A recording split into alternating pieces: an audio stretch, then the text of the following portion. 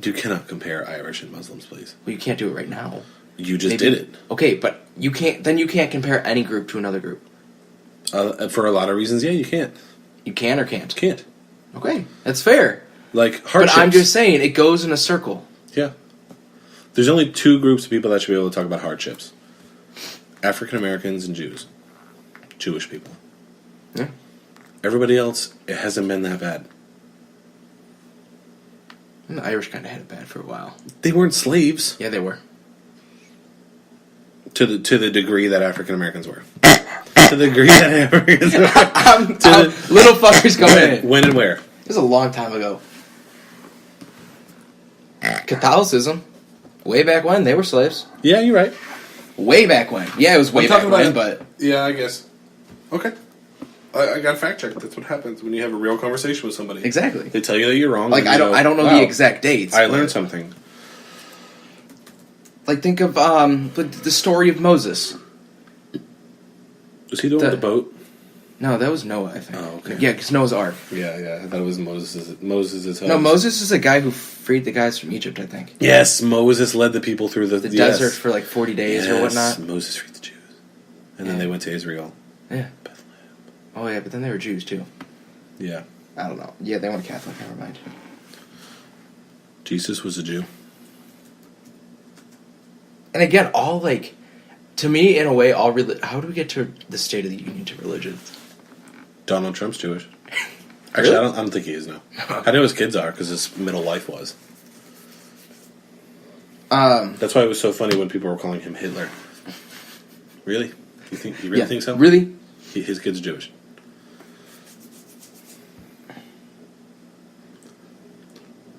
And that's not to say that he hasn't said some inflammatory things. No, yeah. Of course he has. Everybody said something in their life that they were like, okay, hold on. Gotta back up. Oh, okay, interesting. I found, going back to that Irish thing I brought up, there's a book called White Cargo. And it talks about how the Irish slaves were sent to British territories in the Caribbean. They were categorized as indentured workers and servants of the English colonial elites. I think we can blame on the English. I love it. I might have to read this book. That sounds interesting.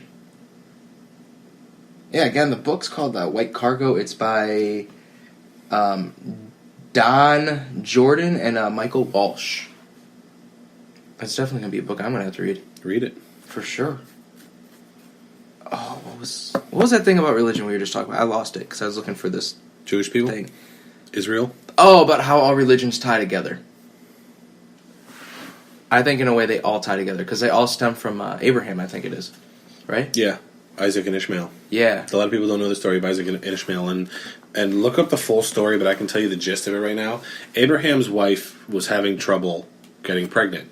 So they brought in like a chambermaid he was going to get her pregnant and that was going to be their kid. And I don't know, I think that was Ishmael. So this kid was born of a chambermaid, which is like, back in the day, that was like, almost like peasantry. And then they were going to raise it. And then all of a sudden, Abraham's wife got pregnant, and that was Isaac. So she said, cast this other kid away, I'm going to raise my kid. And that is the birthplace of the hatred between the Muslims and the Jews. Mm-hmm. Ishmael became a Muslim, and Isaac became a Jew, I think. I think that's it. Don't do it! I don't know the full story. Yeah, it's just... Or even that one story I think I read to you, the egg. Okay, here we go. I'll tell you the whole story. Okay, here we go. Let's listen. Story time. Hold on. Dude, a lot of stuff's in Hebrew. I can't read that. Here, we got story time. I don't know what sound is that? I don't know what sound that is. I can't hear it. I don't have headphones in. Okay. I hope it was a good sound. Okay.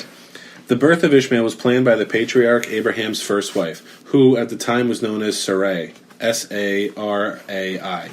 She and her husband Abraham sought a way to have children in order to fulfill the Abrahamic covenant that was established in Genesis 15. Sarai was 75 years old and had yet to bear Abraham a child. She had the idea to offer her Egyptian handmaiden Hagar to her husband so that they could have a child by her. Abraham took Hagar as his wife, and she conceived a child with her. Genesis 16:7-16 describes the naming of Ishmael and God's promise to Hagar concerning himself Ishmael's descendants. Hold on, let me see here. Let me just skip through this.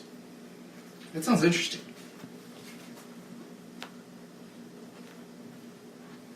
Huh. And then, so I guess like a year later, Ishmael's half-brother Isaac was born to Abraham and his first wife Sarah by the time she was 90, which is crazy. That's crazy. That's After is she that had even ceased to show possible? any signs of fertility. On the day of feasting, which Abraham celebrated the meaning of the word Isaac, Ishmael was mocking, or playing with Isaac. Yeah, basically he was just thrown out. They just threw Ishmael out, and then this was that was like the start of the Muslim-Jewish hatred. Shibboleth. Interesting. Well, it's just like that whole egg story I was telling you about. Remember that? Mm-hmm. That was a good story. What egg story? You're going to make me find it and read it. It's basically about... yeah. Remember how that like really got you thinking? Yeah. Water is wet. We will not debate this any further.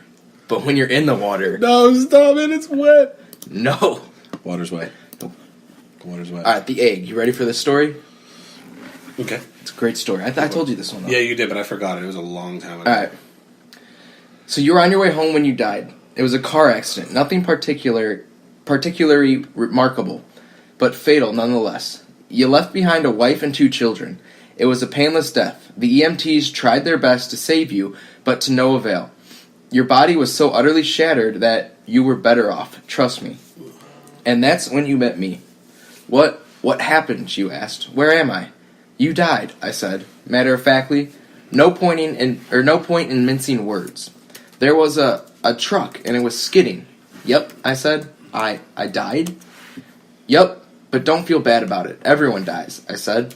You looked around. There was nothingness, just you and me. What is this place, you asked.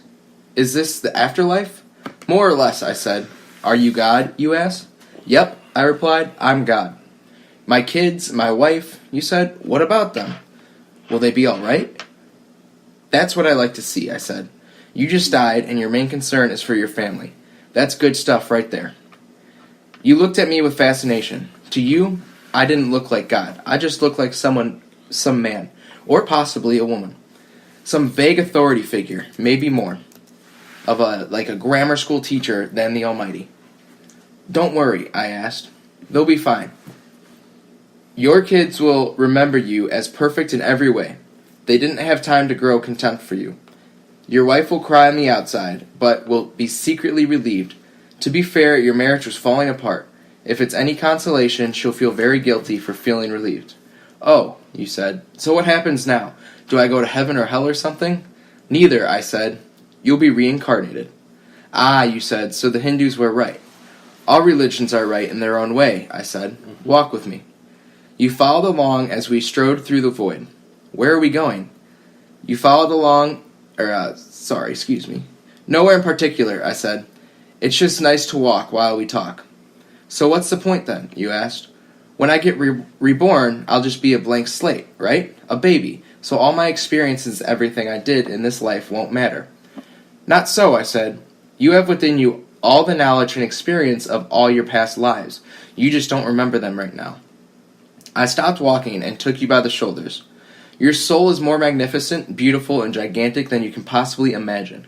A human mind can only contain a tiny fraction of what you are. It's like sticking your finger in a glass of water to see if it's hot or cold. You put a tiny part of yourself into the vessel, and when you bring it back out, you've gained all that experience it had.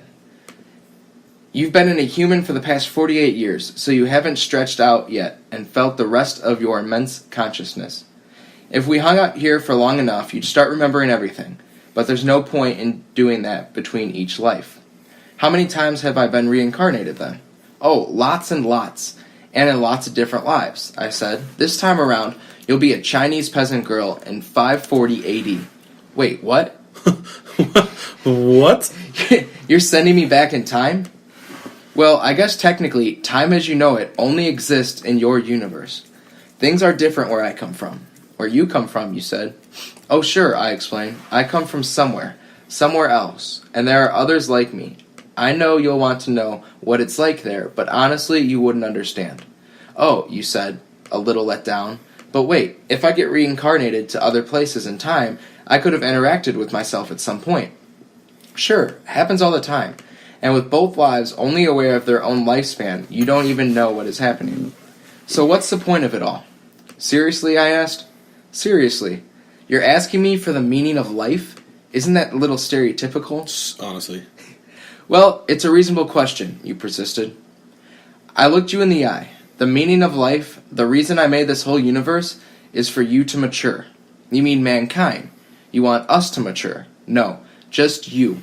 I made this whole universe for you. With each new life, you grow and mature and become a larger and greater intellect. Just me? What about everyone else? There is no one else, I said. In this universe, there's just you and me. You stared blankly at me. But all the people on Earth? All you. Different incarnations of you. Wait, I'm everyone? Now you're getting it, I said, with a contradictory slap on the back. I'm every human being who ever lived, or will ever live, yes. I'm Abraham Lincoln. And you're John Wilkes Booth, too, I added. I'm Hitler, you said, appalled, and you're the millions he killed. I'm Jesus, and you're everyone who followed him. You fell silent. Every time you victimize someone, I said, you were victimizing yourself. Every act of kindness you've done it to yourself. Every happy and sad moment ever experienced by any human was or will be experienced by you. You thought for a long time. Why, you asked me, why do all this? Because someday you will become like me, because that's what you are. You're one of my kind. You're my child. Whoa, you said. You mean I'm a god? No, not yet. You're a fetus. You're still growing. Once you lived every human life throughout all time, you will have grown enough to be born. So the whole universe, you said. It's just an egg, I answered. Now it is time for you to move on to your next life, and I sent you on your way. That's pretty well written. It is very well written. It's very interesting, the whole growing, that everybody's the same. Yeah. It would give a lot of insight into a lot of the issues we have today. Mm-hmm. I didn't realize how long that story was. Yeah. No, it's good. That's very interesting. It just gets you thinking. Yeah. Whether it's right or not, Yeah. it's a thought. Having the thought is what counts. Everything's pretty much a thought, right? Yeah. I mean, unless it's scientifically proven. Like, even people can be thoughts. yeah. THOT. Wow. You threw that in there. What did you think about State of the Union? Did you take any notes? Did you have any thoughts? I mean, besides people not standing up when they should. Mm-hmm. I mean, that kind of pissed me off. But again, I just hated the whole... Yeah. Move your hands away from the microphone. And that goes back to, he's not a politician. He's never made speeches before. The only time he's ever stood up and talked was in a boardroom.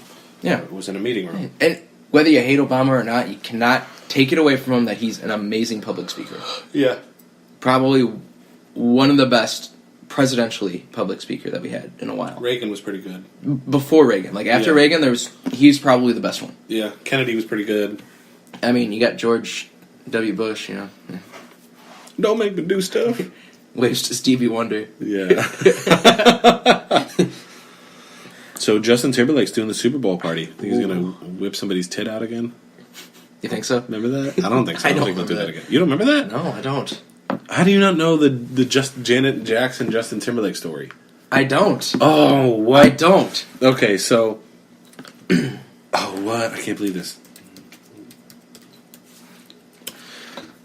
Okay, so... I'm trying to find out what year it was. 2004, right? He's doing the Super Bowl with Janet Jackson, and they're singing a song, and he's behind her, and he reaches over and, like, rips off part of her shirt, and it was like her bare breast was hanging out on national, like, international television. And when you're done, I got something. Yeah, it's just like this is the first time he's going to be able to do it again. I don't think there'll be anything else. I don't think he'll do anything else, but, you know, guy's like 31 years old and he's already... Yeah. He already has best of albums and stuff like that, so... Alright. What do you got? So, I found this new app. It's called HQ.